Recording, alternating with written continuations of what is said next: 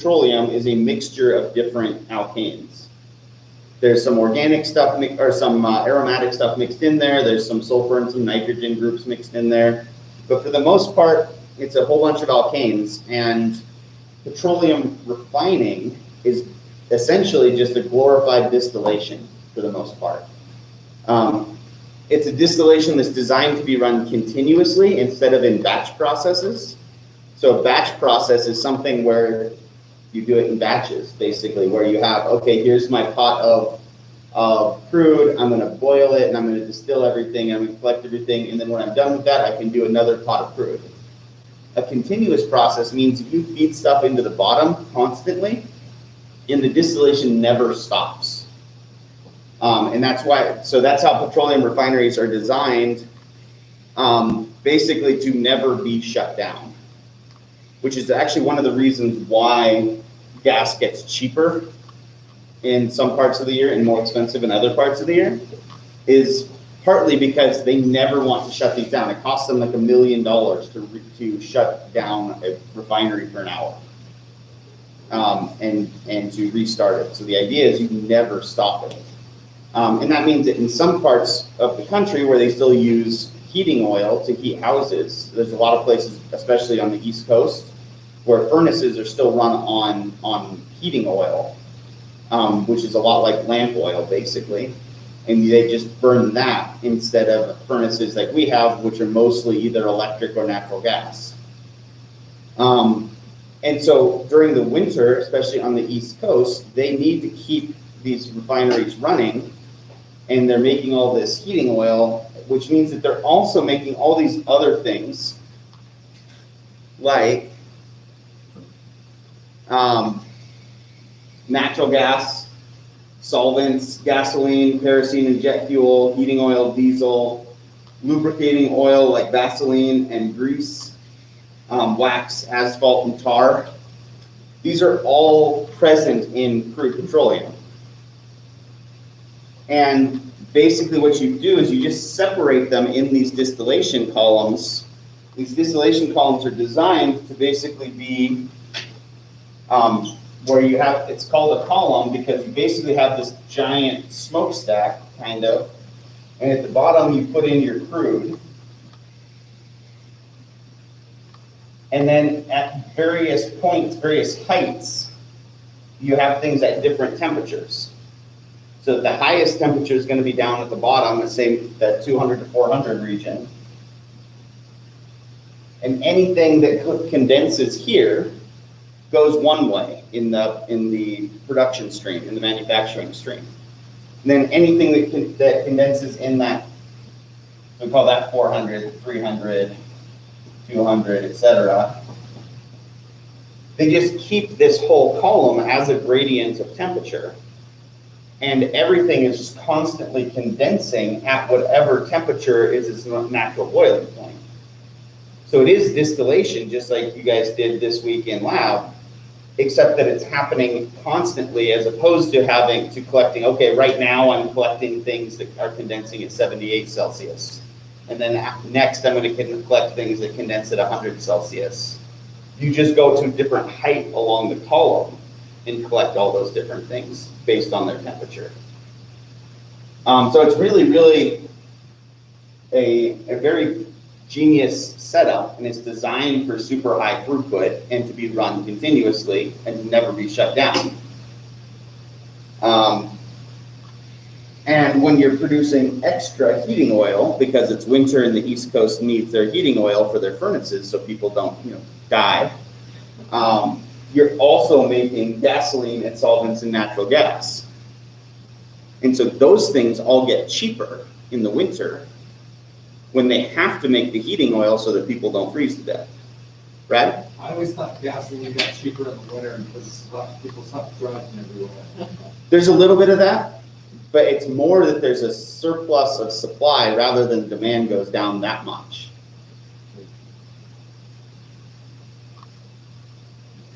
And these are, anytime you've ever driven by one of these, or if you've driven I-80 at night through Wyoming, you see these off in the distance a lot. It's just a series of columns. This is probably the one where they're doing most of the collecting, but there's probably a few of them that are different temperatures. They have more sophisticated setups now than just a single column. They can do things where you've got one column that then feeds into the bottom of another column, so you don't have to make this thing, 700 feet tall. But yeah, that's what you're looking at. And if you notice, especially you notice it at night the most, they're always lit up and going full blast at night too, right? Because they can't shut it down. Shutting it down costs money. So they just keep it going. They pay people to work third shift.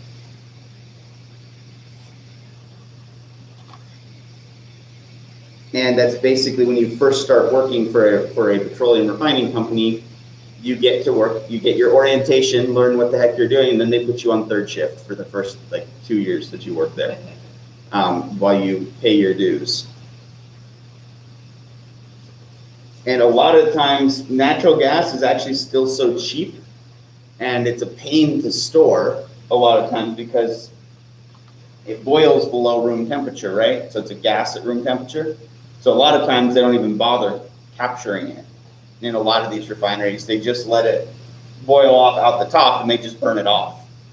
If you've ever driven by one of those refineries at night and you see it looks like it's on fire, one of these stacks will just have a big flame off the top of it because it's cheaper to just burn it off. They can't just let it escape into the atmosphere for environmental reasons, and because they'd get fined, but they also don't want to bother capturing it and storing it and trying to sell it, so they just burn it.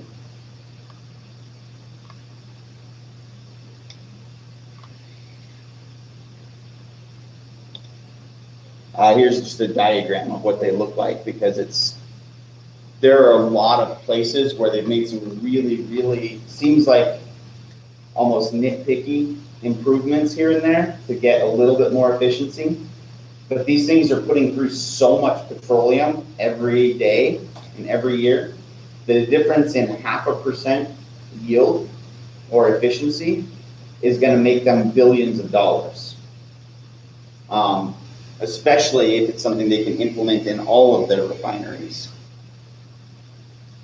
So one example of that is, let's see, where is it? They do this thing called a fired heater to get it up to temperature, where they actually use the waste heat that they get from keeping everything in the distillation tower. They actually have to cool parts of the distillation tower or it winds up overheating. They cool it by taking cold water and running it around it to get it to the right temperature. But now you've got hot water. So what do you do with your hot water? You pump it over to the fired heater and you use it to warm up the crude before it gets to the bottom of the column. So they don't waste anything if they can help it other than natural gas, because that's just so cheap still. And so all of these diagrams that say crude oil is going through them, those are taking steam and hot water out of the jacket around the crude distillation column and using it to warm up the crude oil when it comes in. So you're simultaneously cooling down your products and warming up the crude as it goes into the bottom, and that gets you an extra couple percent efficiency. You don't have to spend as much on heating your crude if you preheat it by running it through all these hot products that you just condensed.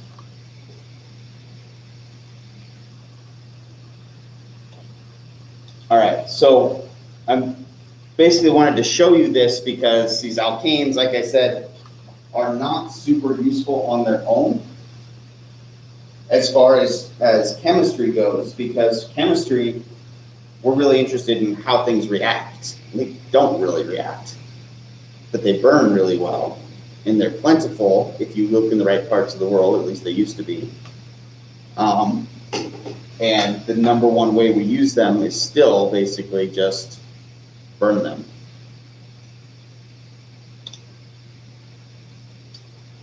All right, so let's talk a little bit about conformers and another way of drawing things. So alkanes, like we've been talking about, are fairly simple as far as their reactivity goes, as far as their types of bonds go. Their nomenclature can get kind of tricky, but once you get the hang of it, it's the same thing over and over again. So they're a really good way to start studying what are known as conformers. And conformers are essentially the different arrangements you can have of the same molecule. So we're not talking about isomers. We're talking about the same molecule that can be twisted around in different ways. The way we've been talking about, right? So, hexane can look like this, or hexane can look like 1, 2, 3, 4, 5, 6. Can be twisted around that way, right? But either way, the longest continuous carbon chain is 6 carbons in a row. So the same molecule, just arranged differently in space. Things have been rotated around differently. And so that's what a conformer is. A conformer is a different way of drawing or a different orientation of the same molecule. And not all conformers are equally stable. So if we want to show on our two-dimensional piece of paper a three-dimensional conformer, we actually use a different style of drawing a lot of times.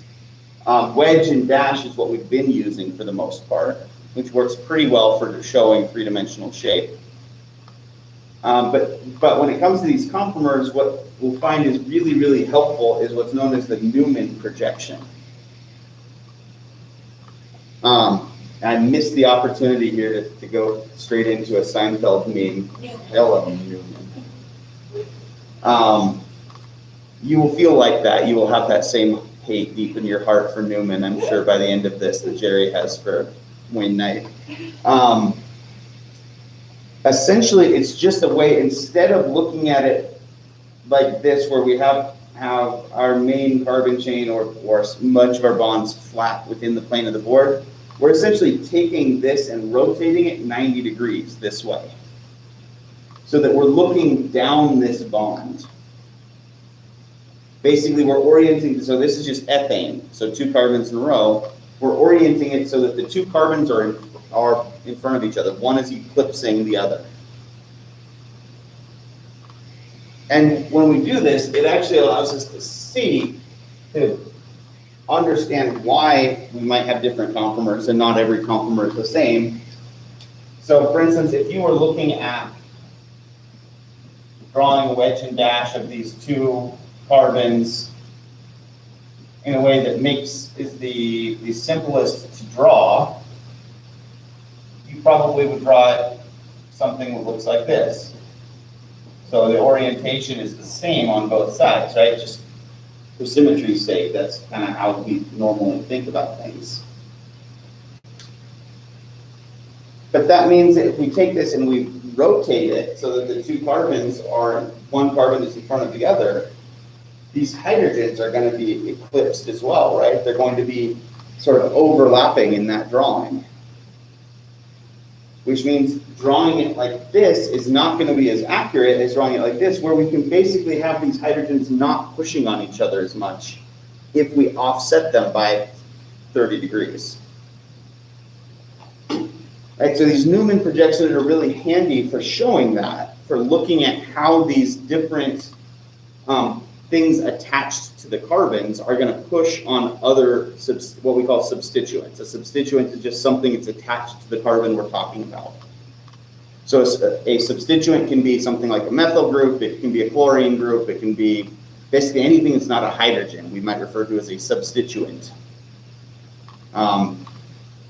Basically because a substituent has been substituted for a hydrogen, is where that term comes from. So if we look at a molecule like 2,2,3-dibromobutane, we have it drawn here this way. What would that look like if we drew it in this Newman projection? And so this is, somebody's eye looking down that line. So we're looking. These are the 2 carbons that are in the row. And so the way we would draw that, and it might be helpful to start by drawing it out as a more complete structure so you can see exactly what we're looking at.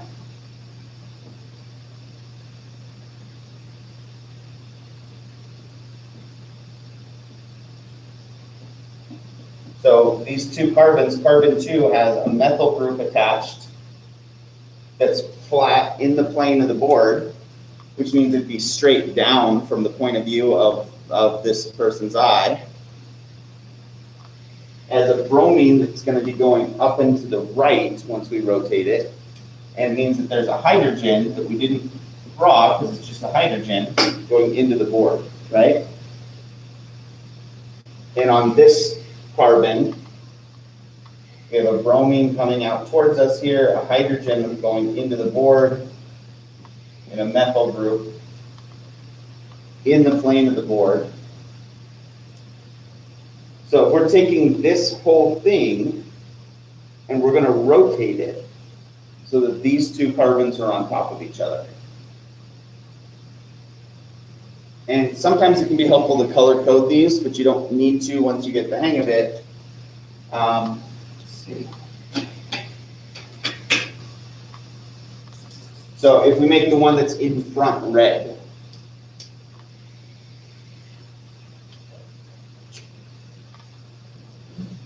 we have a carbon in front that we represent with just a circle. In that circle, we're going to just divide up into thirds.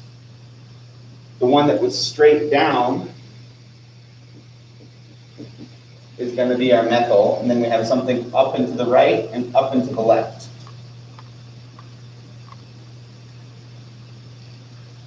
And then the carbon that's behind it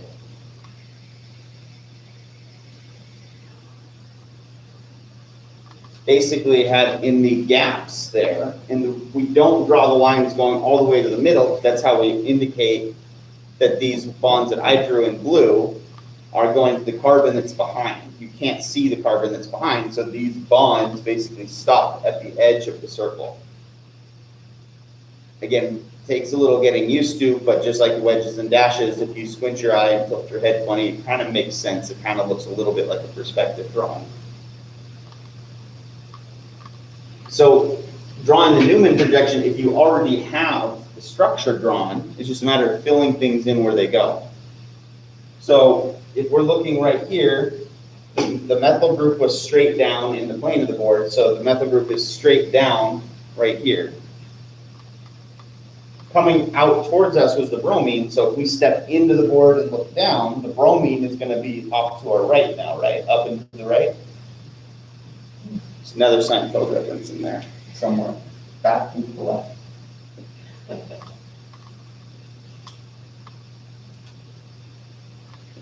Is it still a Seinfeld reference if it's really a Zapruder film reference? I think so. It's more fun to reference Seinfeld than it is to reference, the JFK assassination. So we just drew the three things that we can see that are attached to this carbon. We've drawn them as though they're flat in the plane of the board, but really they're all slightly coming out towards us because this is a tetrahedral shape, right? So if the carbon-carbon bond that we're looking down that bond, if that's going straight into the board, these are really kind of pointed out towards us this way. But it's just convenient to draw them just as lines for the sake of making things simpler. We really wanted to show this as much as possible. We could make these wedges.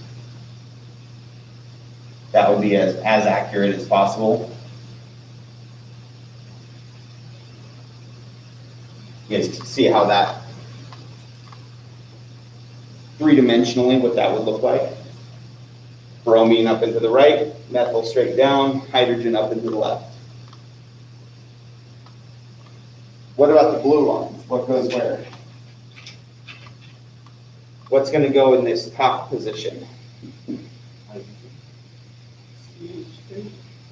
Look at the way it's drawn here. We're looking down this way. The methyl was straight down here because we're looking down this way in the plane of the board. So whatever's in the plane of the board and to the up and to the right is what's at the top here. So CH3. Right now, I don't like this. And really, again, I really don't like this. We'll get used to it. Yeah.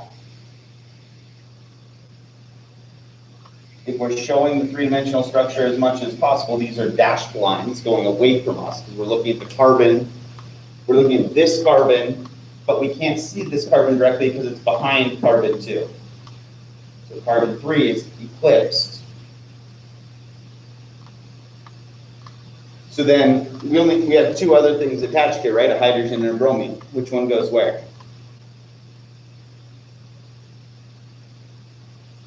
So if we're looking here, if we put our eye in the plane of the board and we're looking straight down that way,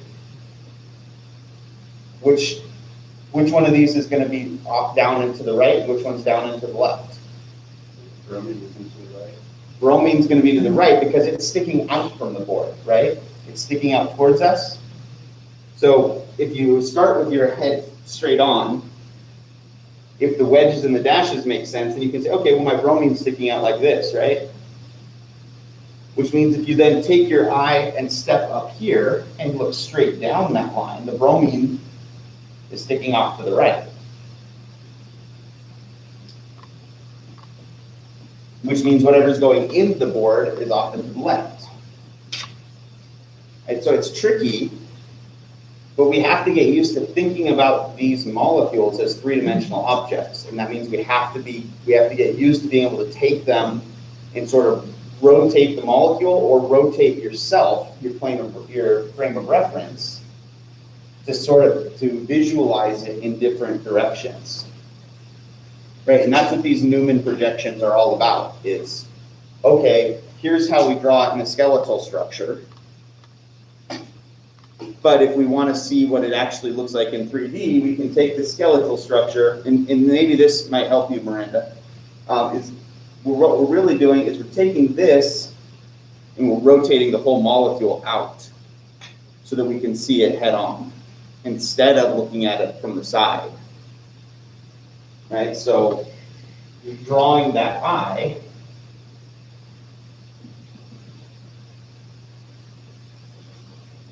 Really bad eye, but you get the I was gonna say it's a really good eye. That's pretty good. I'll take that then.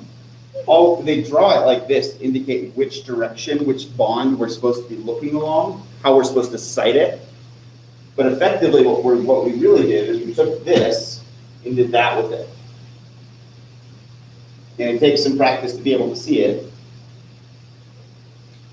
And if you actually do the wedges and the dashes, you wind up with something that looks like it could be a Resident Evil logo or something like that. It's an Umbrella Corporation looks kind of like that. So is there like a limit to the number of carbons that can be in these projections? Yes and no. It's as usual, right? Yeah. Basically, we're always going to align it, so we're looking from one carbon to another carbon, but whatever else is attached, so those are the two carbons that we're caring the most about right now. But there's not, we don't have to keep this as being a methyl group. If this was actually two carbons, then this would be an ethyl group, right? It'd be C2H5. And then that would just change how we would write this, right? But we would still represent things the same way because we're always, with these Newman projections, we're always talking about two carbons and whatever is attached to those two. Right, so it's basically a way of zooming in on one specific bond that we care about. Hannah, and then Brad? I think you kind of already answered my question. So I was going to ask, is it always only like two carbons on the parent chain? Like you can't do three because then it'd be too messy? You can't do three, and because they're not linear. Three carbons are never going to line up in a straight line, right? Because they're tetra. Even if they're trigonoplanar, they're still not going to line up in a straight line. The only way you could do that is if it was three carbons and the carbon in the middle was sp, so that it was linear. So it'd be a very, very weird case, and we don't usually, it would not be something we would normally look at doing this for. Because if it's linear, if it's linear, you don't have a lot of rotation happening. A lot of times we use this to visualize what it's going to look like when things rotate. And I'll talk about that more in a second. Brad? Yes. So this is We use this when we talk about rotations because these are not all the same size, right? Let me put this back to being a methyl.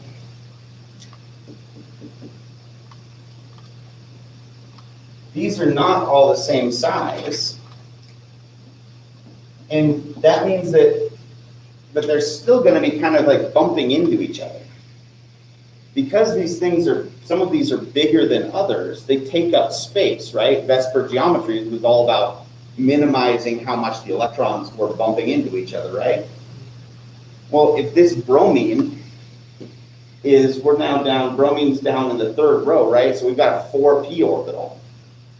That's a lot bigger spatially than a carbon. Has a lot more electrons taking up space, which means a bromine is going to be pushing against other atoms that are attached to this carbon, or other atoms that are attached to the adjacent carbon. So what we're getting into is a force. It's a version of electromagnetic force that we refer to as sterics, or steric forces. Sterics is basically the idea that big things with lots of electrons push on other big things with lots of electrons. Electrons repel other electrons, basically. So it really is just another version of electromagnetic force and like charges repelling. But in this specific context, in OChem, we talk about sterics as basically big things push away other big things. Wouldn't it be easier for the bromine atom to just come out farther away? It does that too, but you're still limited by covalent bonds, right? You still need the electrons to be in both valences at the same time. But yes, a carbon-bromine bond is physically longer than a carbon-carbon bond for exactly that reason. But you still have this bromine with all these lone pairs in the fourth energy level taking up space that are going to push away other large groups. Right, so these Newman projections are really helpful for that because we can see, it allows us to see, well, if the bromines are bigger than the methyl groups and the methyl groups are bigger than the hydrogens, how is this actually going to be arranged? What's the most stable conformer going to be? The most stable arrangement of this molecule is not going to be one that puts two bromines right next to each other. And these are all sigma bonds, right? So if they're sigma bonds, they're rotationally symmetric, means that they, it doesn't matter where things are. Things can twist around wherever they want without breaking a sigma bond, right? So we can actually twist this around so that the two bromines are as far away from each other as possible. And that's going to be the most stable conformer because that keeps your two biggest groups pointed away from each other. So what would this look like? How could we rotate one or both of these so that we've made something that was more stable? Could you rotate the red or the blue one? Correct. It's just a different frame of reference, really, right? You could rotate both of them at the same time, but usually it makes the most sense to keep one of them constant and rotate the other. But effectively, what we want to do is put this bromine opposite of that bromine. And if all we're doing is we're basically taking what's in the front and twisting it, and keeping what's in the back the same,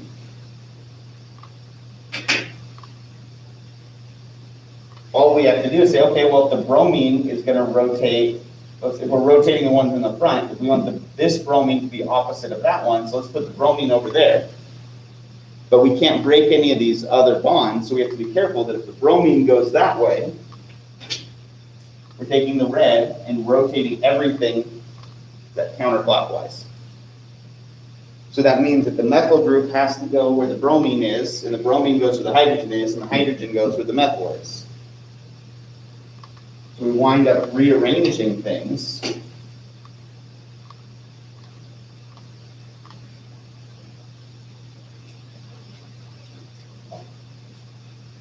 so that we get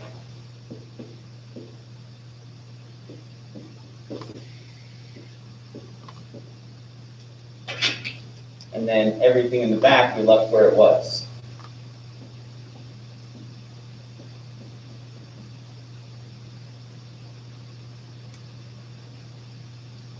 Right, so this is actually where these Newman projections are really, really effective, and where they do make sense is once you get them drawn, they're a really easy way to predict how can we twist this molecule around without breaking any bonds to make it as stable as possible.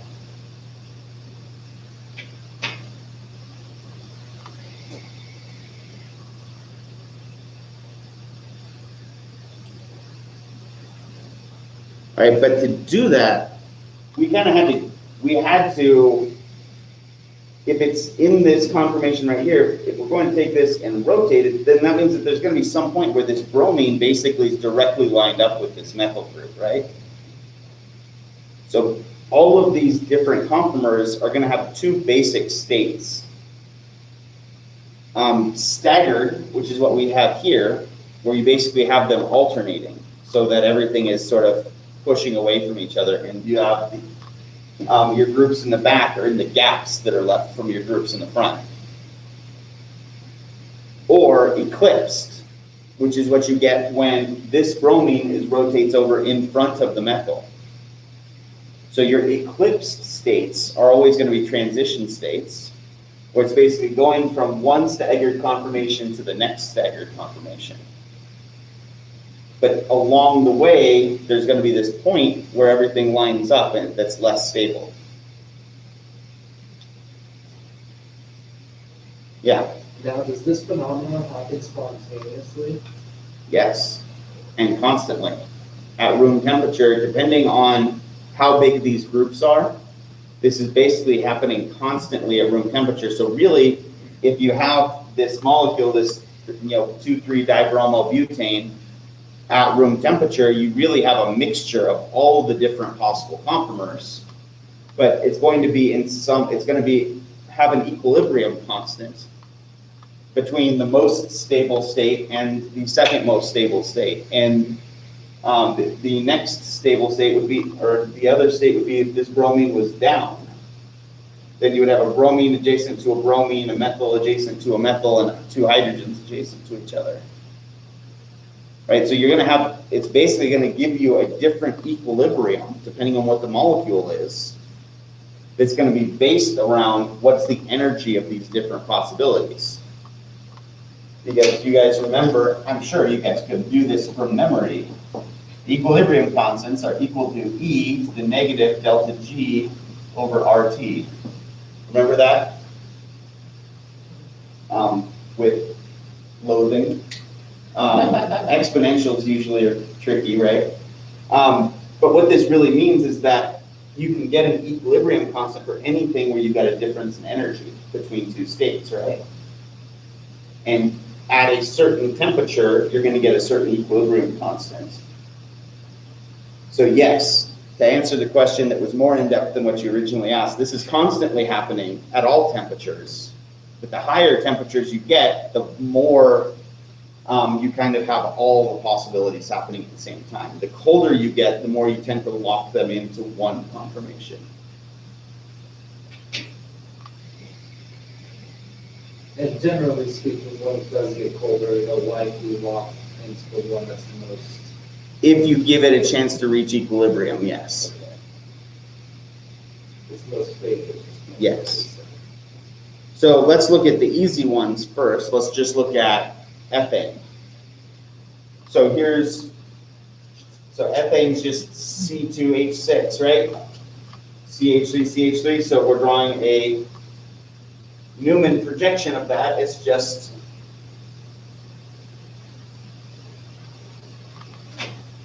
that Newman projection is just going to have all hydrogens.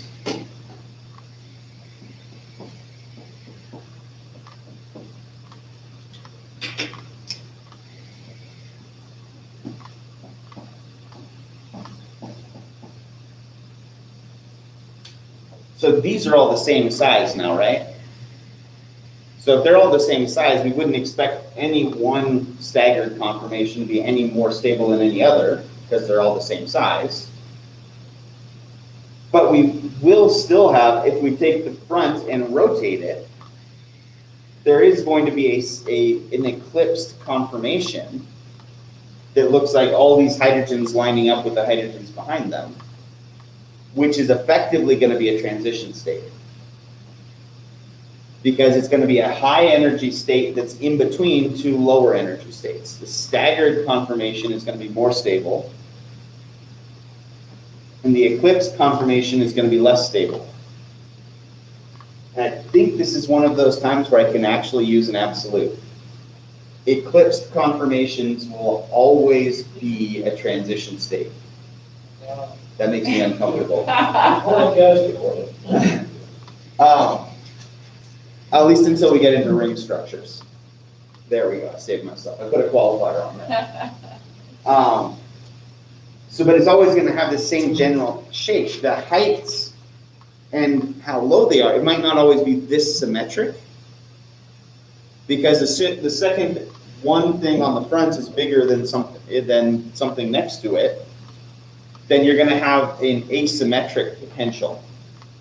Is what it's referred to. That basically means that it's not going to be this simple sine wave shape. Because if it was two bromines, where there's bromine on the front and the bromine in the back, the closer you get the bromines together, the higher the energy is going to be, right? So you'll have some more complicated looking function. But it's always going to follow the same basic idea that eclipsed is higher in energy, staggered is lower in energy. Just what are those staggered ones, relative to each other can change. They're not always going to be the same. Brad? When you say transition state, does that mean phase change? No. Transition state is the activation energy, is the energy that it takes to get over a transition state. A transition state is basically a local maximum, to put it in calc terms. It's basically a point in between two local minimums. So local minimums are going to be stable, relatively, reactants and products for a reaction. A transition state is going to be a local maximum that's in between products and reactants. So in the normal potential energy surfaces, the generic potential energy surfaces that we draw, here to here, gives you your delta G, right? That is going to give you your equilibrium constant. Here to here, that's your activation energy that gives you your kinetics constant, your rate constant. The geometry that goes with this is called the transition state. So you have a stable-ish geometry here, you have a more stable geometry here, and in between the two, you have a geometry that looks less stable. And in this case, it looks like the eclipsed conformation. And it's almost always going to be something that's going to be inherently unstable. This transition states are going to be the one time you're allowed to draw 5 bonds to a carbon, because when you do that, you're usually going to be showing a bond is breaking at the same time as a bond is forming. So it's still kind of like 4 bonds, but you're in the process of breaking and forming things at the same time.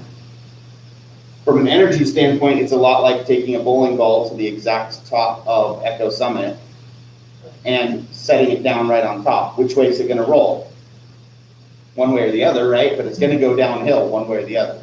Transition states are inherently unstable because either it goes this way or it goes that way. And you could say there's a lot of potential energy at that point, right? Right, because you're at a peak of potential energy. And really, just like we talked about the other day, this is really not just a 2-dimensional surface, right? And so really, it's more like this. These transition states are usually what we call a saddle point. You've taken multivariable calc and graphed functions in 3D. A saddle point is something that is concave down in one dimension, but it's concave up in all the other dimensions. Hyperbolic parabola. Exactly. Thank you. And so it actually, the summit driving from here to Sacramento is a good analogy, because you can still go up in both directions from the road, right?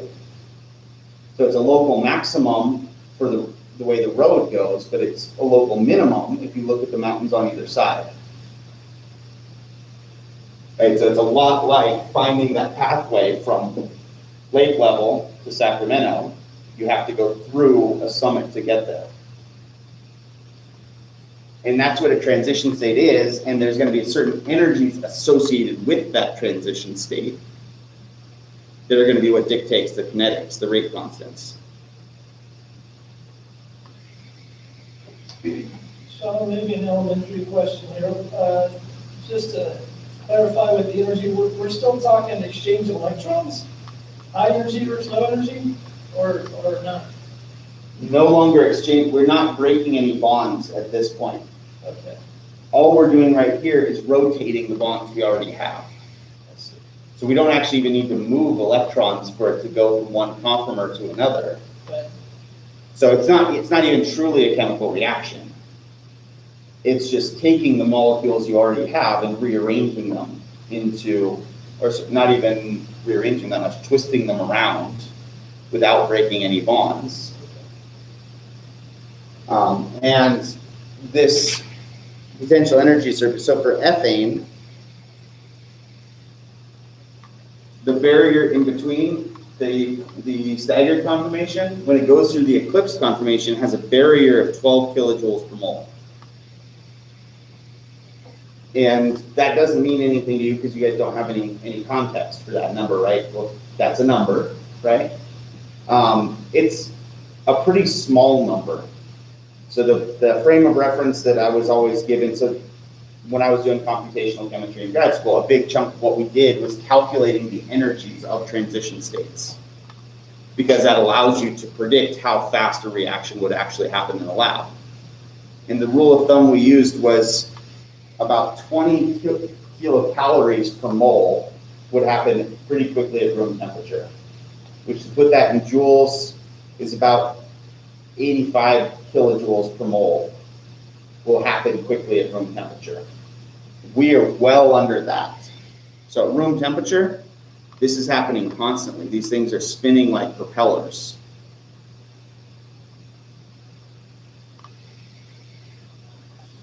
Yeah. So in the beginning, when you drew like the skeletal structures of the carbon chain, one you did like a zigzag, another one was like a semi-hexagon. Mm-hmm. Is there going to be more like stable and relevant conformers in that case as well? Correct. Yeah, so actually the straight chain conformer is usually going to be the most stable conformer if there's nothing else attached to it, because this is going to keep the carbons pointed in opposite directions from each other.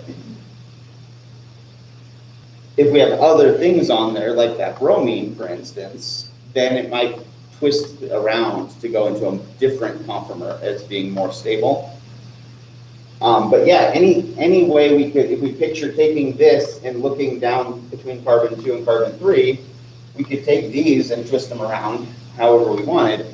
But if we happen to put the larger groups next to each other, that's going to be less stable. So, but let's look at an even simpler one first. I guess I should preface this with this term, dihedral. Dihedral is an angle, but it's an angle that's measured in 3 dimensions, not 2. So, and what that means is it's basically, if we look at these Newman projections, the dihedral angle is the angle between, pick any 2 of the substituents that are attached to these 2 carbons. When those 2 substituents line up exactly, that's a dihedral angle of 0. So the dihedral angle is basically measuring the distance between this bond and this bond. So the way it's drawn, it doesn't have a dihedral of 0 here. It has a dihedral of, I don't know, 15 degrees or so. So what we're really doing when we change the dihedral angle is it's twisting what's in the front relative to the back, which we could measure in degrees, but it's tricky degrees because it's degrees of rotation, not an actual bond angle. Why not just use radians then? That's a good question. Because we don't like getting out the calculator and doing things in terms of pi. Wow. And I don't even think that that's not even really a metric system versus imperial system thing. It's a chemistry versus math thing. The mathematicians would rather see it in radians, but everybody's used to 360 degrees and what the convenient increments are of those. I had never considered that really. It's just in the real world we use degrees, not radians.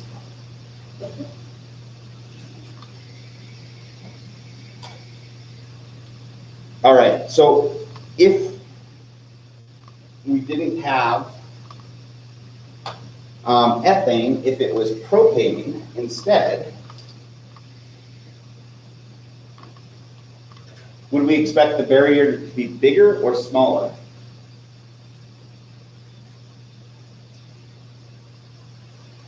So there's a small barrier, 12 kilojoules per mole barrier every time two hydrogens pass by each other, right? Because those two hydrogens are pushing on each other.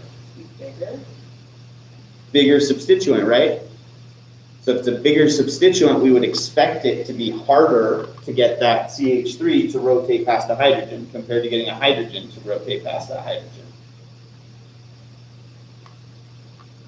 So in general, the larger the groups are that are passing by each other, that are going through that eclipsed conformation, the bigger the transition state energy is going to have to be, the harder it is to do that.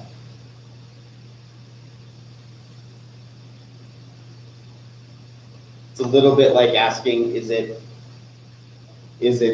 easier to go over Schooner Summit or Mount Rose? Mount Rose is really high, right? It takes a lot more gas to get to the top of Mount Rose than it does to go over Schooner if we're going towards Reno and Carson.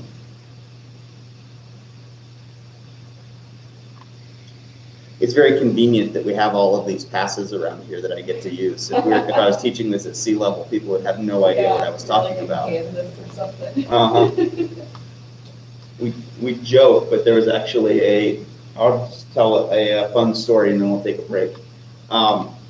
In New Orleans is so flat that they actually had school kids that had never been out of New Orleans that were having like developmental issues mentally because they couldn't picture what a hill was.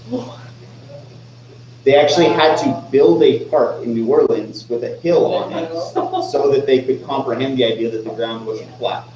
I grew up in South Florida, it's like really similar. Yeah. And landfills were the only like change in elevation we had. So it was like Trash Mountain, this Trash Mountain, yeah, you went up a whole like 50 feet. Yes.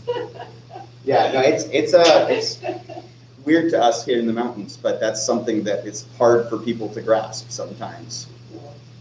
Why couldn't they grasp it from like smaller models? Like, you know, when you build a hill in a sandbox?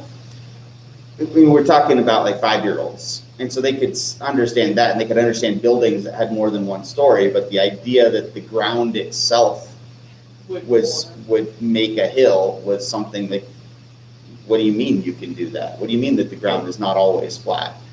It was just something that if you grow up in an area with terrain, it's natural to us, but not necessarily to everyone, especially at the younger ages. And then the kids had to do field trips. All the inner city New Orleans kids, they did field trips to Hill Park or whatever they call it, so that they could actually understand what a hill was and that things are bigger than just a hill and a sandbox. All right, let's take a break. And we'll come back at 9 o'clock and we'll do practice with these. So you can set those kids right at the top of the winter and throw them on a saucer down the biggest mountain we have. Welcome to the mountains. First, you have to get them to understand what snow was. I remember trying to explain snow to a kid that had never seen snow, and they were just like, that sounds what, you mean crazy. ice? I think you're lying. You mean it's like ice that just falls from the sky? I don't get it.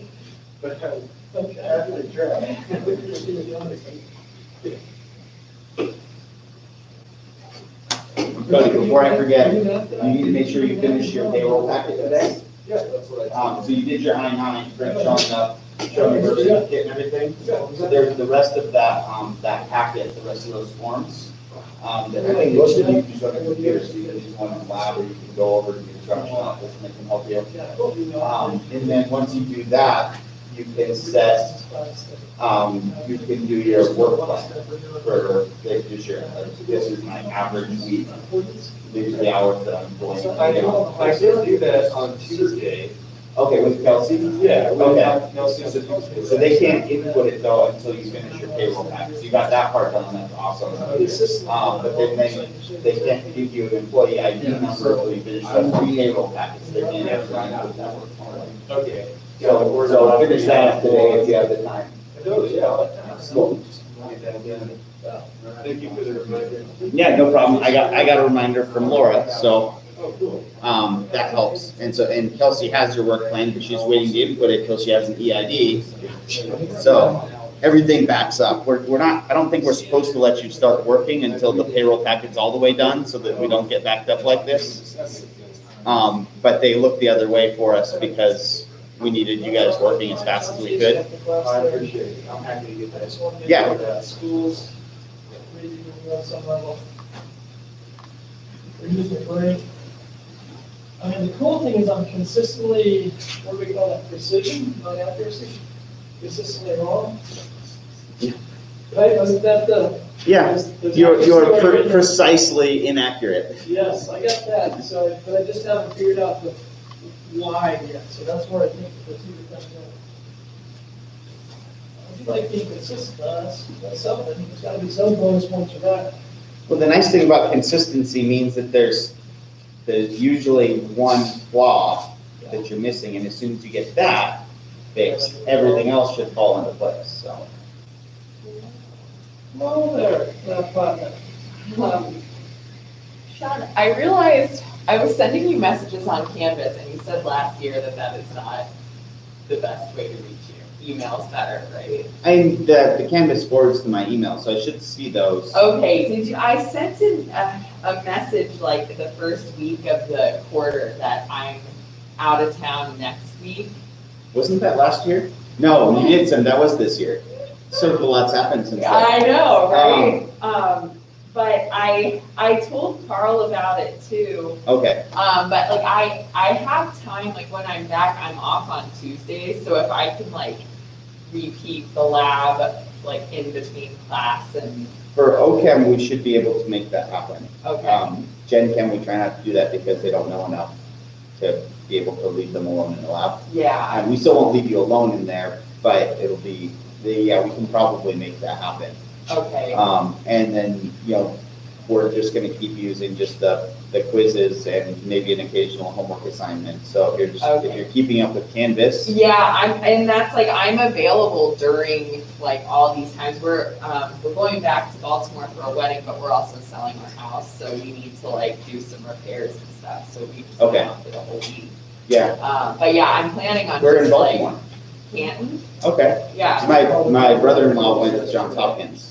I think I remember you saying that. Yeah, so actually, I've never been to Baltimore, but it's my fun. wife and my son have. Yeah. For his graduation there. So Oh, it's so fun. it seems like a cool It's place. a great ballpark too. Yeah. If you guys like ever wanted to do a ballpark tour, like Camden Yards, is Yeah. super fun. Yeah. Super I feel like, cool too. But yeah, so we've had the same That's tenant part of since we like- left Baltimore 6 years Oh, ago. that's wonderful. It's awesome, yeah, but he's like finally moving out, and it's just too much to like, because Cross country. it's changeover every year with Right. tenants there, because it's like a pretty, young professionals go and then they move to the building. Yeah. So it's like, Messy. we're just like, I'm just gonna sell it. And then you're like, It's too hard to. integrating them. I mean, at that point, you Incorporating all the might as different- well be paying a property management company, and at that point now, it's Yeah, like we- not we worth it like make financially. $50 a month off of Right. it, so it's like, why, what are we doing? Right, Let's yeah. just get rid of it. Yeah, no, as long as any assignment you have will show up in Canvas, like throwing an extra homework assignment instead of a quiz or something like that, it'll show up on Canvas, so you'll be fine with that, and then we should be able to make it work, To make it up. to make up a lab when you get back. Okay, cool. Yeah, and I'll be back, it's just next week, I'm missing Tuesday, Thursday, and then I'll be back.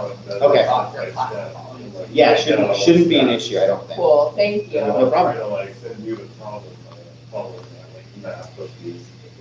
but it'll often like. You look very dapper today. Oh, thank you. Yeah. So we're gonna need to step in. Give us a sloppy. One thing I like better about wearing a group. Yeah, thank you. We'll find your Start cars, off like, and- kind of, it's more level, that's like the expected. Yes. I think on Sunday we're gonna start pumpkins. Oh, fun. You know, the pumpkins last like 2 days up here. I found like whenever I carve a pumpkin, it rots like immediately. Why is that? Because it doesn't get cold enough. Do you know, Sean? So you can carve pumpkins in, so my in-laws live in Minnesota, Yeah. That's something I would. and Laura used to have to throw away their pumpkins, but they would just stay frozen all winter. And they would actually be able to do things, they would freeze solid, so when they were done with them, you could like throw them out the second story window onto the driveway and they would shatter. And then you could sweep up the pieces, it wasn't like a mess, because it was so cold. Yeah, like But here it shattered. just does not get that cold, and so stuff just keeps rotting all winter. Yeah, I was like, I don't know, I guess maybe I was leaving them inside, maybe if I moved them out, they'd last longer. Yes, they absolutely will. Seriously, like 2 days after I carve it, it's like a rotted puddle of, The more complex you're carving, the faster it'll rot too. yes, which is so frustrating. It is, and that's because you're exposing more surface area to the air. That makes sense. Yeah, we painted it last year, it lasted forever. Yeah, painting works, yeah, As long as you don't cut into the flesh. yeah. We get, and that's traditionally one of the ways that they feed livestock in Europe is, especially in Italy, is they grow squashes all summer, and then at some point the squashes get too big that they're not tasty anymore. Have you ever had a really, really big zucchini that's just like, it's like chewing on wood? But you can still feed pigs and cattle with them. And so they would actually like stack up these giant cucumbers and zucchinis like firewood against their houses for feeding livestock over the winter. That's so cool. Because they keep, because as long as you don't break the flesh, nothing rots. I appreciate it. Don't even need to bother preserving it or doing canning or anything like that. You just stack it up like firewood. I'm definitely looking forward to But that's interesting. I've never had pickled pumpkin. I know people really like pumpkin pickled. like those things that are pickled. Yeah, Might be okay. Yeah, the next year. that's my family's favorite thing to order at Sedelis is they do all their own pickles. I love those pickles. The pickled Brussels sprouts are my favorite. Yeah. I love like the pickled okra and pickled green beans and a Bloody Mary. Oh, yeah. So good. So good. Yeah. They do sweet pickles at Sedelis too. They pickle like apples. They pickle apples and pears with some cinnamon in it, and so you get a little bit of bite from the pickle, but you also get some sweetness. It's like a cross between a preserve and a pickle. It's on that, they call it the pickle platter or something like that, but yeah, from the time my kids could walk, essentially, they have had a standing order at Sedelis, and they would walk up to the bar with or without us there, and the bartender would go, pickles and pretzels? Pickles and pretzels. Yep. Doesn't get better than that. Yeah. What's not to like? So I decided against it, but I understand how you're going. I was so excited. In fact, I think I'll be there again tonight, I think, to watch the baseball game, because they also have, you can check out a Super Nintendo, that has like a bunch of games pre-programmed on it, it's like one of those repop ones. And so we set the kids up with that, they discovered Street Fighter 2 the other day. Nice. And so we have a kids table, they're just playing Street Fighter 2 and yelling at each other and jumping up and down as they realize how unfair and unbalanced some of the characters are. And the adults just sit, yeah, exactly. And the adults sit there and drink beer and watch baseball and talk to each other, so. I know, that It sounds is. We go with, last time we went with the Pierce's, Sarah Pierce's family. Her son Paxton is like 3 years older than Dash. nice. But they bond over Minecraft and Pokemon cards, which are really cool again now.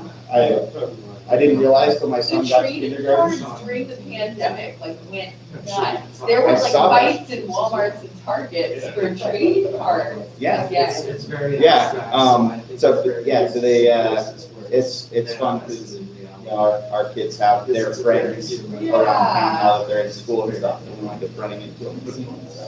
That's fun. All right, let's talk a little bit more about conformers.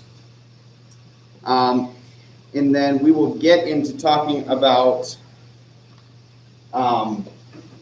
more complex shapes here in a little bit once we get the handle on these. So if we have butane that's drawn in a specific conformer, what would the Newman projection of this conformer look like? So we're trying to look down the if you see it written instead of with the eyeball drawn, they will say draw the Newman projection for the C2C3 bond. So we're looking from carbon 2 to carbon 3. So if this is carbon 2 and this is carbon 3, draw that Newman projection. It's already in a staggered conformation. So you can start by just drawing your lines and then arranging things where they go.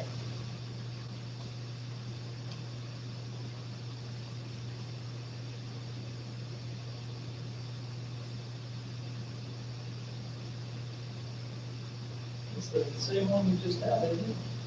Just about, except we've got 2 methyls. Oh, I see. I see. So in the front, you've got a methyl sticking straight down, hydrogen and a hydrogen. And in the back, we have a methyl down and to the right. And then hydrogen and hydrogen. So I just want to make sure I got this. Wedges were towards us or? Wedges are towards us, the dashes are into the board.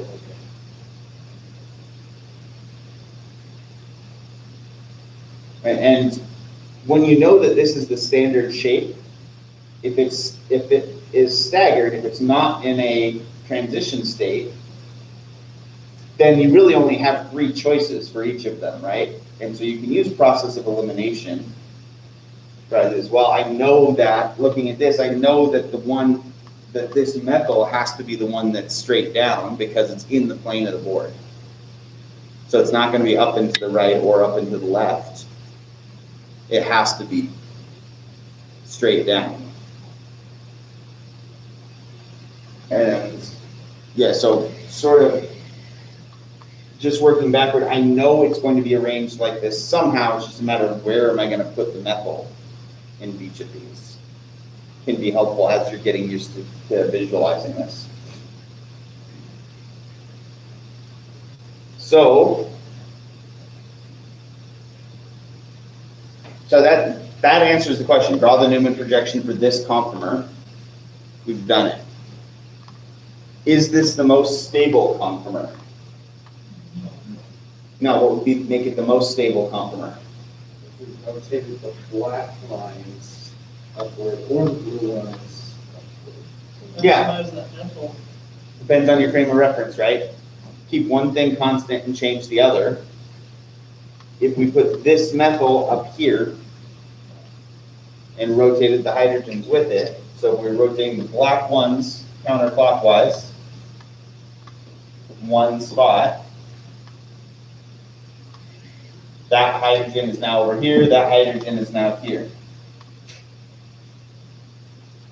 So again, this would be our most stable conformer, which if we took this and then flipped it back to looking like a skeletal structure, that's the straight chain form of it, right?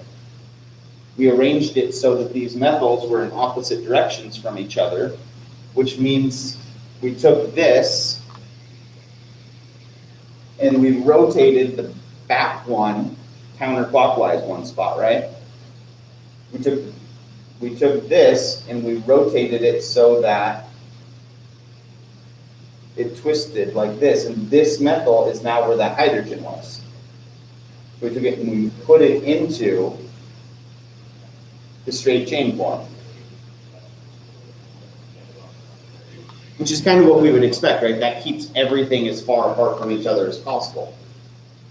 In addition to being the simplest to draw, there's a lot of advantages to it, apparently. And so we just answered this one too. What's the most stable conformer of butane going to look like?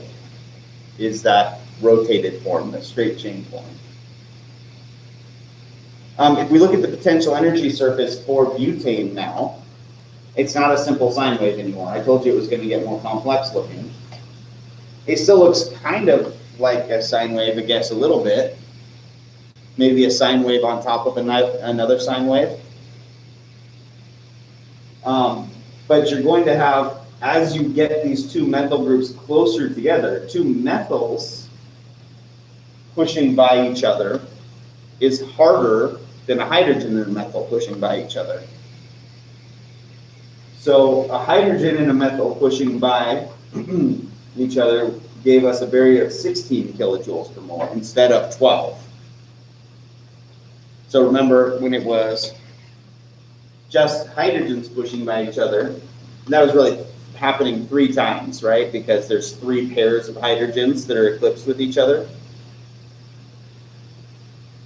So we could say that every hydrogen-hydrogen interaction, when they push past each other, was giving us a barrier of 4 kilojoules per mole. And when you have 3 of those at the same time, that gives you a total of 12 kilojoules per mole.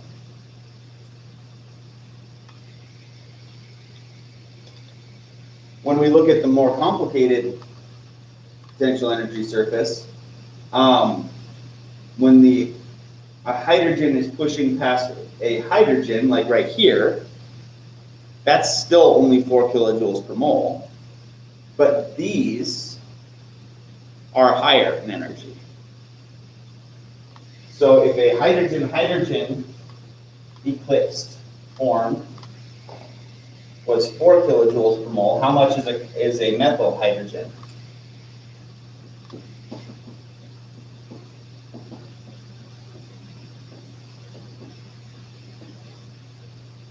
If the total now that involves a methyl hydrogen interaction and another methyl hydrogen interaction and a hydrogen-hydrogen interaction, what's the methyl hydrogen interaction going to look like numerically?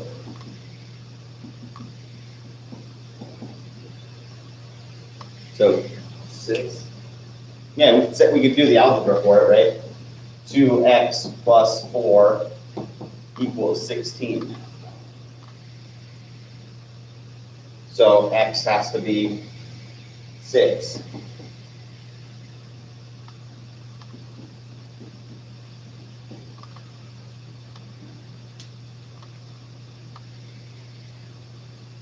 How about a methyl-methyl interaction?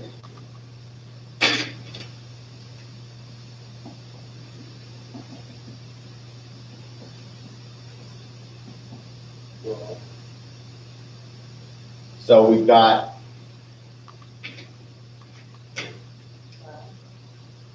x plus 2 times 4 equals 19. If we look at this middle one, right, we have a methyl-methyl interaction and then 2 hydrogen-hydrogen interactions. So each hydrogen-hydrogen interaction was 4. So I think we get 11. You can see how as soon as you start getting bigger than hydrogen, it starts getting to be larger and larger interactions. A bromine interacting with a methyl is going to be even larger than that. As these two groups get bigger and bigger, as either of them gets bigger and bigger, these barriers are going to start getting bigger and bigger as well. And if you actually look at if you run the numbers, if you look at the rate constants that you get with the difference of 12 versus 16 versus 19 kilojoules per mole, there's that exponential dependence, right? And so you wind up with the rate constant slowing down very quickly as your barriers start getting bigger. The other thing that's worth noting here, and we're going to throw some more vocab at it, is in addition to eclipsed and staggered, there's staggered that's not fully staggered. That's not the most stable conformer. There's the staggered where you get a stable intermediate or a stable conformer, but it's not the most stable conformer. So we actually refer to this position where you have, specifically when it's the two largest groups, but just in general as a way of discussing things, being staggered but adjacent, as opposed to being fully eclipsed, is what's called gauche.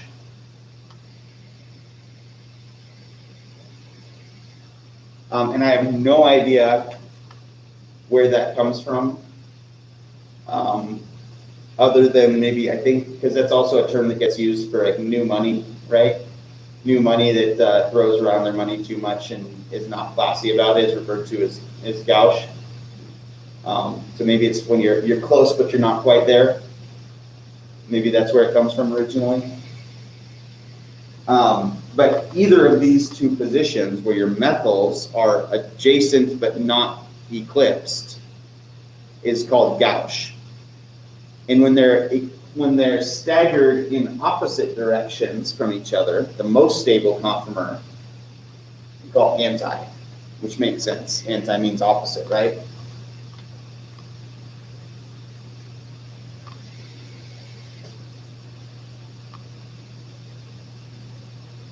So we're also going to have a difference in energy of the stable conformations because the gauche is not going to be as stable as the anti. Same way we talked about for the bromines earlier, right? We started this whole conversation off talking about that. Now we're just giving you the vocabulary to discuss it more accurately instead of needing to draw it and say, look, that's big and that's big. Now you can say the two largest groups will be anti in the most stable conformer. It's the same things we've been talking about and that makes sense to you when it comes to the sterics, but now you have the words to describe it properly.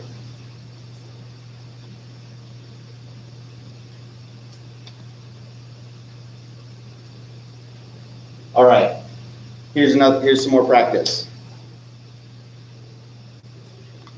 For the following compounds, looking between the C3 and C4 bonds, identify the lowest conformation and the highest energy conformation.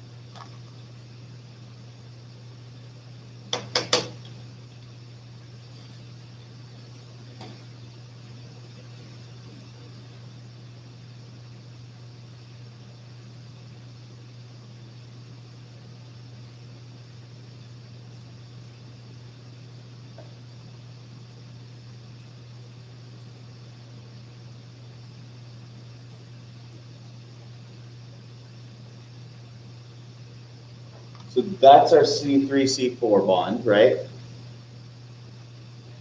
So the place to start with this is you draw your C3 and your C4 with the circle and the lines, and you start filling in. It doesn't matter that the overall chain is longer when it comes to drawing this. That just means that you're going to draw one of your substituents on this front one. It's going to be an ethyl instead of a methyl. Would we have to look at this from 4-3? You could look at it from either direction, right? You could either look at it from down here, from C3 to C4, or you could look at it from up here. And you should be able to draw the same conformer either way. It'll just be flipped if you draw it looking from C4 to C3, it'll look visually backwards, but you can still get to the same answer.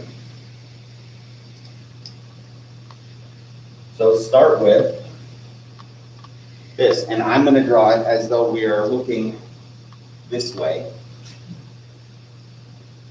partly because that's where I'm standing, and I'm already looking at it that way, right?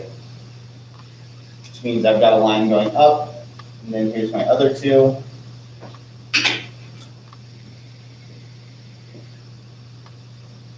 There's my C4. So we had an ethyl group. So you can write C2H5 as the abbreviation, or you can write CH2CH3.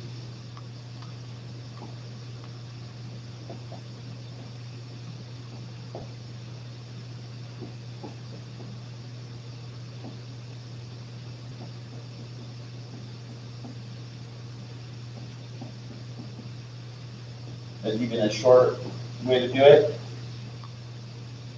So when you're starting, how do you decide, like, if it's a peace sign or an upside down?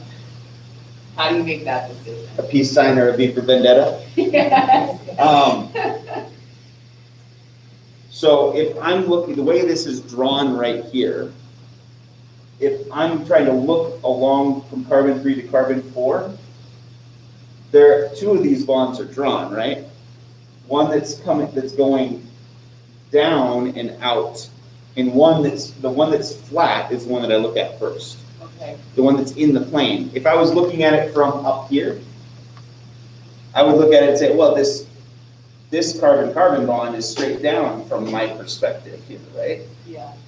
So I would start by drawing a V for vendetta first. I would draw a line straight down that corresponds with this bond. Okay. If I'm over here looking up, well, now all of a sudden the bond that's in the plane of the board is above my head because I'm right here looking up. So that tells me it's going to be a peace sign. Okay.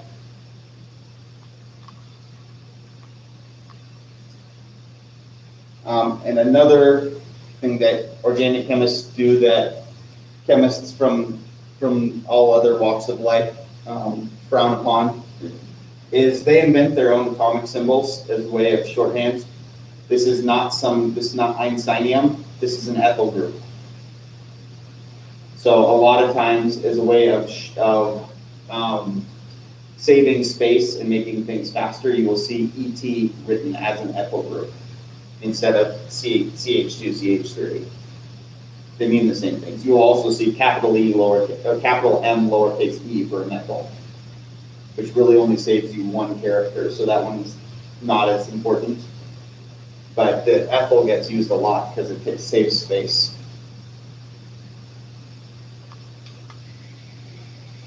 All right, so if we had our ethyl group is above my head, because I'm right here looking up, the methyl is coming out of the board, right? So our methyl, if I'm right here looking at that, the methyl is coming out of the board, so it's to my right.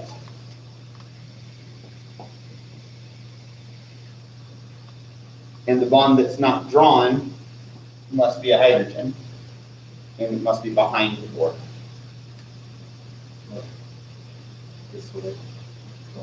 If I'm right here, it's behind the screen. It's going that way.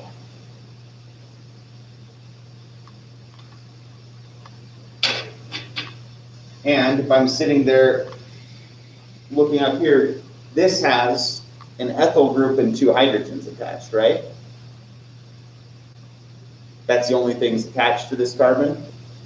Normally we wouldn't call it an ethyl group necessarily. If we were naming this, we wouldn't call it an ethyl group, right? Because it's just part of the main carbon chain. But for the sake of drawing these Newman projections, it's a two-carbon group, so we'll call it an ethyl.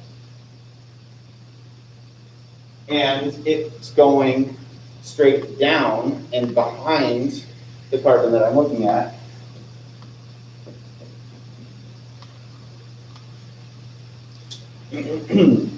And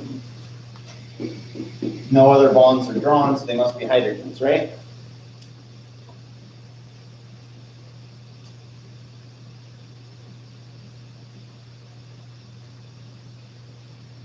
so all we've done so far is we've drawn it the way that it's drawn there. We've transferred it from a skeletal structure to a Newman projection.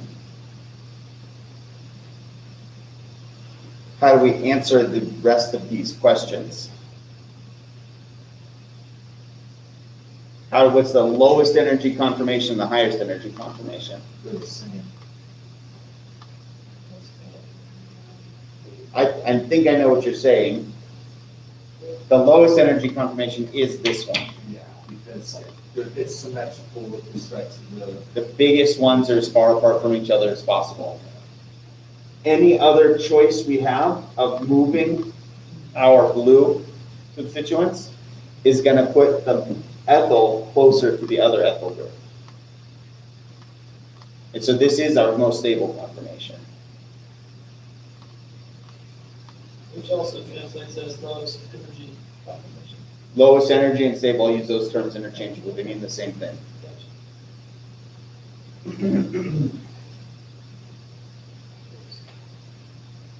What's the highest energy conformation going to look like? I think the ethyl, or the red ethyl between the blue ethyl and methyl. That'd be the highest stable conformation. If we were talking about transition states, it would be with the two ethyls eclipsed. But yes, putting the red ethyl gauche to both the blue ethyl and the methyl group would be the highest energy stable conformation. But if we wanted the highest energy state that this whole thing could be in, would be the highest energy transition state, would be having these two ethyls eclipsed. All right, so once you know how to write these Newman projections, these questions are actually pretty easy to answer, right? Well, what's biggest? Put the biggest things as far away from each other as possible. Or put the biggest things close to each other if you're looking for the highest energy. So, just to be clear, we'd have to put it where the red hydrogen is right there. So, yeah, we're looking for that. We would be rotating the red ones counterclockwise. So we would wind up rotating this hydrogen comes over here to this spot. I'm going to redraw the same hydrogen for the sake of showing it's not the same hydrogen. This ethyl rotated up here. And the hydrogen that was up here goes there. So now we have an ethyl group that's gauche to both the other ethyl group and gauche to the methyl group.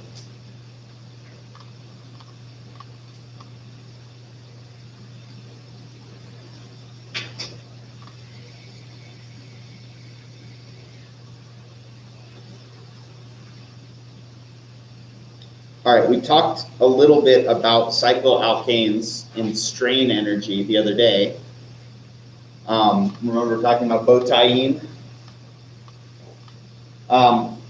So that's another form so sterics generally gets used to reference anytime two big things push each other away. A subset of that usually gets discussed separately is what's called strain energy. And the strain energy is the energy that you get when you force Vesper geometries to not be in their ideal shape. So if you've got a whole bunch of sp3 carbons, they want to be 109.5 degrees from each other. Bond angles want to be about 109 degrees from each other, right? Because that's a perfect tetrahedral geometry. But when you look at the ring shapes, you don't actually get, none of them are actually 109.5 degrees from each other, right? So you actually wind up creating strain energy because this act of having these ring structures that are forcing certain bonds to be closer than they would normally be creates that strain energy. And so subtle difference between sterics, which basically just means big stuff pushes away other big stuff, and strain, which is it's being forced to not be in the ideal geometry. And sterics can cause strain sometimes. If you have big enough groups that are pushing away from each other, they're actually going to distort the geometries away from being 109.5 degrees. But the most common place we see strain energy showing up is in ring structures, in cyclogroups. We can actually quantify this. If we look at the heat of combustion per carbon for these ring structures. Do you have a question, Brad? Well, I was just gonna say, I think it's kind of funny that when we get into this little big things push each other away instead of come towards each other. Right, because we're not talking gravity, right? We're talking electromagnetic. So we're at distances that are too small. So if you look at your four fundamental forces from physics, you've got the strong nuclear force and the weak nuclear force, which are the strongest of the forces, but only matter when you get to distances as small as in the same nucleus. And then you've got electromagnetic force, which is when you get further away than being in the same nucleus, but are still really small, especially. Gravity really only starts mattering once you get to things that are large enough, that the force of gravitational attraction is greater than electromagnetic repulsion. We're in the world where electromagnetic repulsion is dominant. We're not going to get, in this class, we're not going to get into nuclear forces, and gravity is never going to matter. So everything in this class is electromagnetic repulsion or attraction.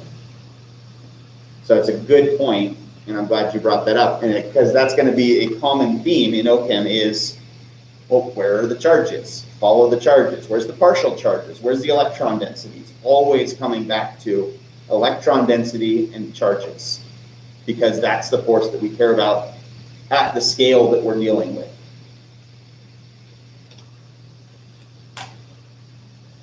If we're looking at strain energy as the other force that we're dealing with, which is not a fundamental force, I guess. Actually, I don't know how you would classify it. The force that you get from making covalent bonds. It doesn't neatly fit into any of the others, but the idea that making bonds and filling valences is more stable kind of generates its own force, I guess. It's probably tied to electromagnetic force if we looked hard enough in the quantum, at the numerical parts. So I just, as we started going, I realized there was that other aspect when it comes to stability. If we look at what the energy we get out when we burn cyclic carbons, so we have this, the heat of combustion per carbon. So it's normalized by how many carbons you have. You see a 3-carbon ring gives off a lot more energy when you burn it relative to a 4-carbon ring. And based on these angles right here, we might expect cyclopentane to have the least strain, because if you look at a regular pentagon, it's 108 degrees, which is the closest to 109.5, right? But what we actually see is cyclopentane and cyclohexane are both pretty low, but cyclohexane is actually lower. Why might that be the case? 120 degrees is, 120 degrees is further away from an ideal bond angle. Why is it more, why does it have less strain energy? Like they're further apart, so like the forces of attraction are more strong. Close. They are further apart. I was thinking because it's even. Because it's even. Yeah.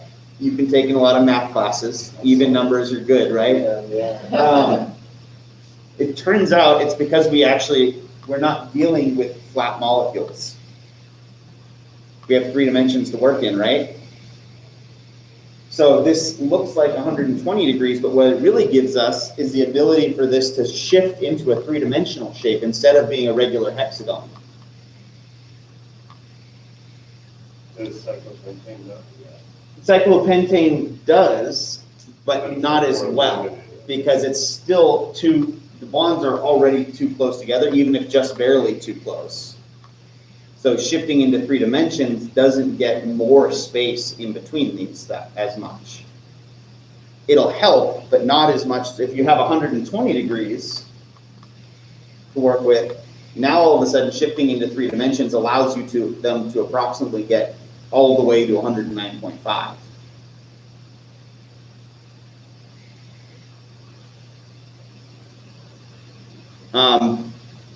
And basically, we'll look at all these different shapes, but essentially, cyclohexane gets to assume a shape like this,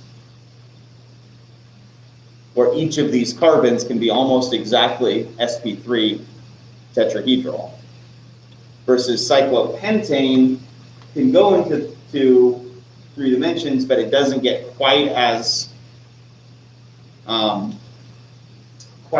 close to the ideal geometries.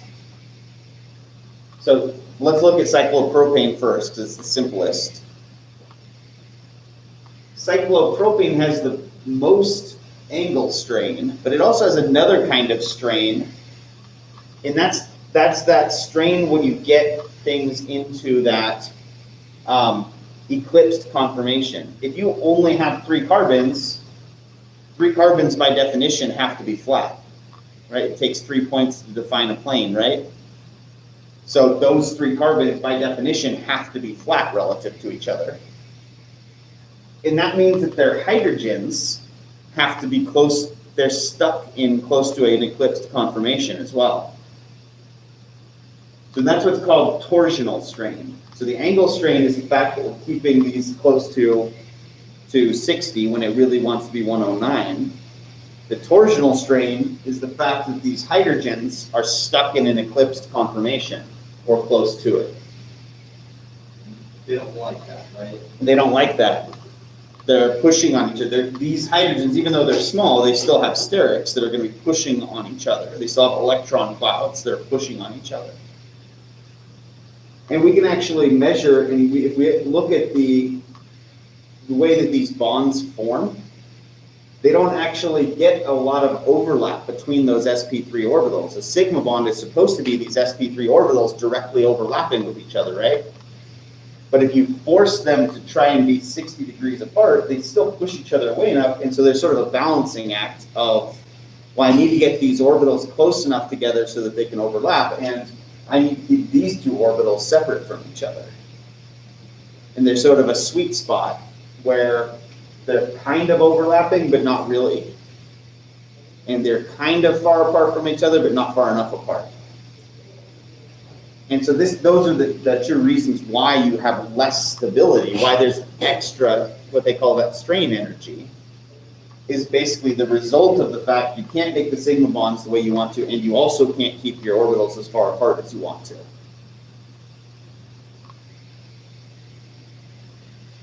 And the torsional strain is the strain that you get by forcing these things to be in the eclipsed conformation. If we look at cyclobutane, it has less angle strain than cyclopropane because you can allow your angles to be 90 degrees instead of 60. But it has more torsional strain because of these hydrogens interact, it has more hydrogen-hydrogen interactions, right? And so it actually forces these bonds to be even closer than they have to be. The furthest apart you could get those bonds would be 90 degrees, right, if it's a square. But in order to allow these hydrogens to not overlap with each other, to basically allow the hydrogens to not be stuck in the eclipsed conformation as much, it actually makes that bond smaller than we would expect it to be.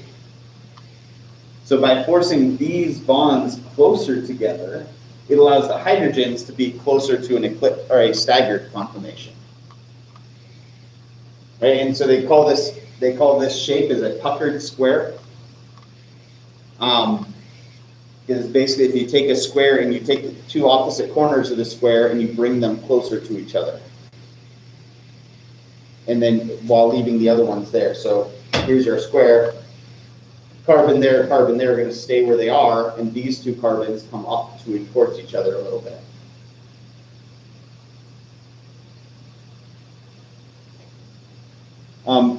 One of the biggest points we're showing here, though, is this is still really unstable, right? We don't get to things that are stable enough that we see them in the lab regularly until we get to cyclopentane. Because cyclopentane still doesn't stay totally flat. If it stayed totally flat, you could get those bond angles to 108. That's really close to 109.5, right? But if we did that, that would force all of these hydrogens to be stuck in the staggered conformation, or sorry, in the eclipsed conformation. So in order to allow these hydrogens to be in the staggered conformation instead, we get a puckered pentagon, which effectively looks like 4 of the 5 carbons are flat, with the 5th one sort of popping out, is the easiest way to visualize it. It's a little bit more complex than that because you still have to make sure these hydrogens don't wind up in the eclipsed conformation. But that's why there's still cyclopentane. Cyclopentane is not as stable as cyclohexane because it still doesn't actually get to stay at 108. It has to lose in order to lessen the torsional strain, in order to lessen the strain of having the hydrogens eclipsed. It actually still makes those bond angles a little bit closer together.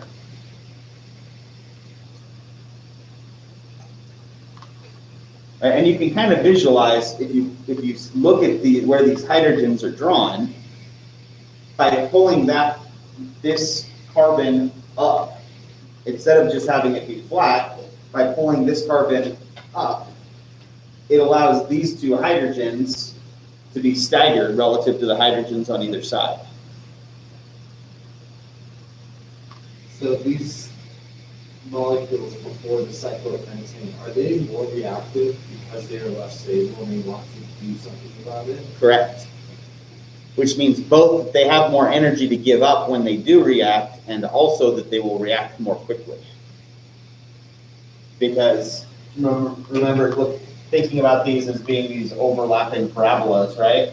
Where this is reactants, and say this is products.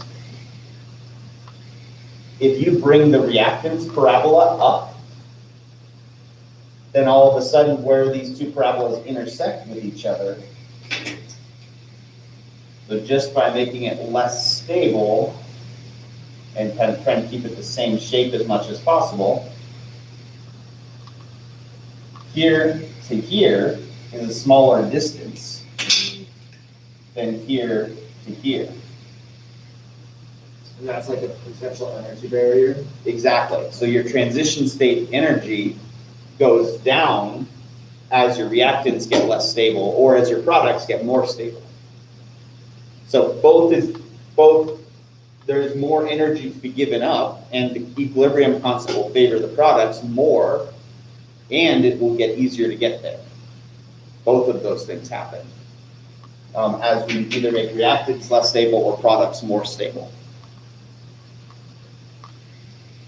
I can't believe quantum theory is real. You're not the only one. Einstein didn't like it either. Einstein spent most of his life after he won his Nobel Prize trying to disprove the implications of his own work because he just didn't believe quantum could possibly be real.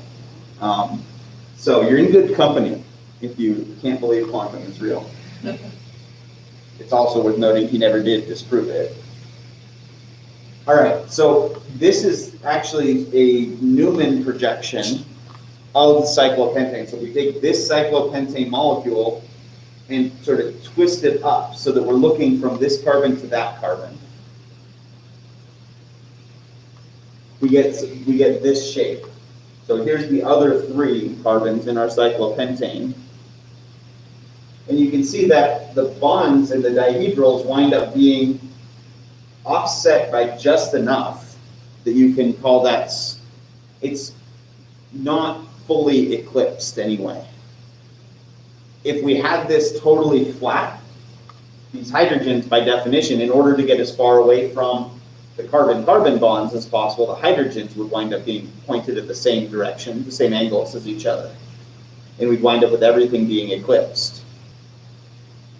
So it forms these, it puckers to form these tweaked geometric shapes in order to minimize that overlapping strain, that steric torsional strain.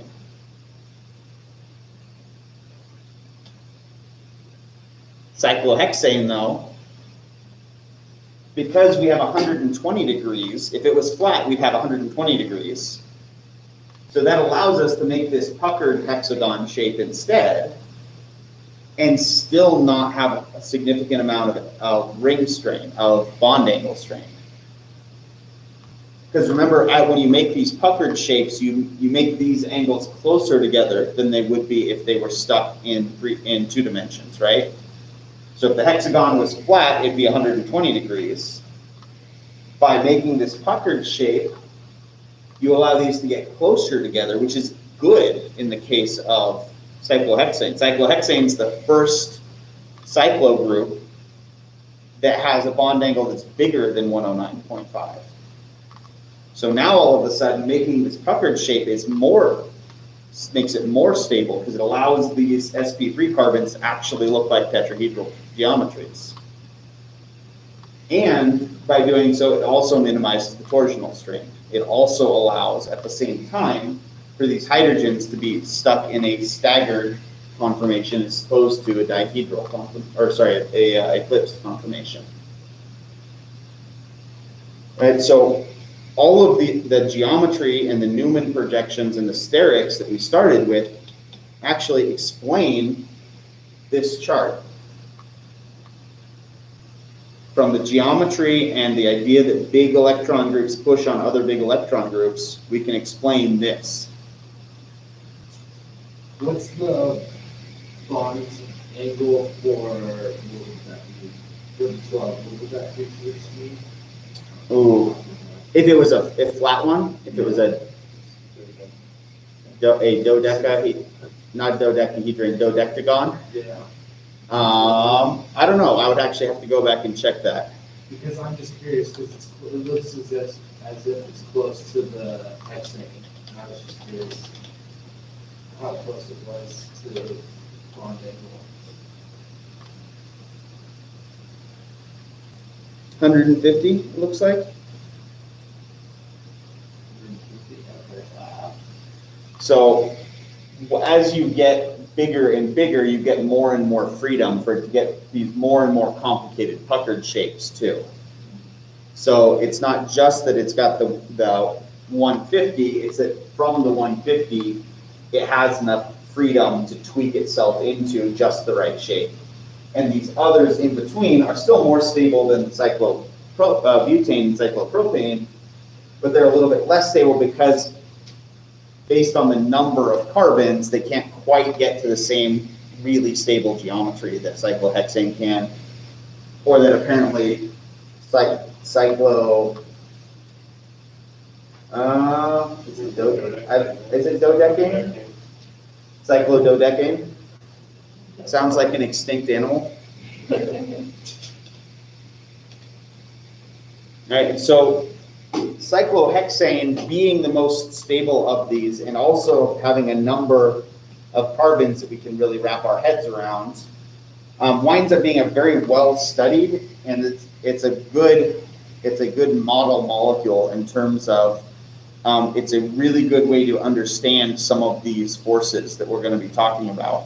So we're going to actually spend a fair bit of time talking about cyclohexane specifically. And so you should know that all of the things we're talking about cyclohexane apply to other cycloalkanes. The cyclohexane is both the most stable and the most well understood. And you might not think it at the time, but it's also the easiest to draw. Because trying to draw a three-dimensional shape, it's hard enough to draw a regular heptagon when it's flat, let alone when it's three-dimensional and puckered. So a hexagon in 3 dimensions that makes this, these chair and boat conformers are the two most stable conformers. we're not free to just rotate things around anymore, right? If it's a cyclo group, things are stuck relatively close to where they are. So basically we have these two stable conformers are where we're going to find most of our molecules. Now we're not looking at quantum anymore. We're not talking about orbitals anymore. So now this is actually a case where if you picked a cyclohexane molecule at random, it would be one of these two states. So now actually we have gotten back to that. We're talking about discrete objects that really exist, and not just functions that are mixed together. We still will treat it like it's a mixture of the two because we still have to do an average sometimes. But really, these are two distinct states, not resonant structures now.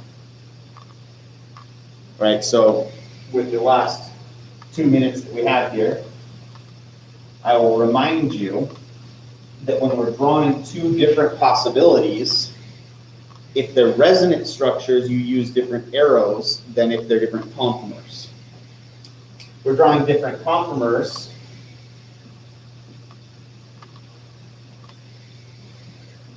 We use equilibrium arrows. So chair and boat. You'll get good at drawing these. Keep practicing with these. I don't expect yours to look like that right off the bat.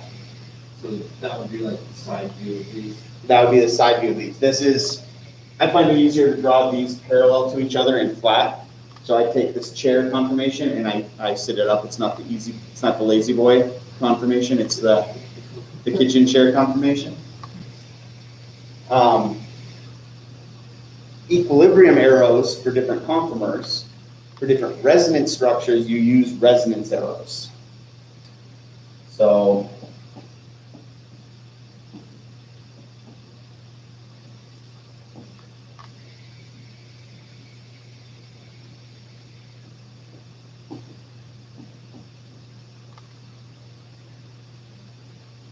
that's how we indicate the difference. This is a resonance structure, so really what you have is both at the same time. This is equilibrium process, and so really you have a mixture of the two, not both at the same time in the same molecule. Right, so we're not talking resonance when we're talking about conformers, right? Will these different conformers have different properties? Yes, we'll wind up actually being able to show that if we replace one of these hydrogens with something else, with something bigger than a hydrogen, that there's actually two different chair conformers, one that's more stable than the other, because one of them is going to have additional torsional strain because you're going to wind up putting it in a position where you have extra sterics, basically.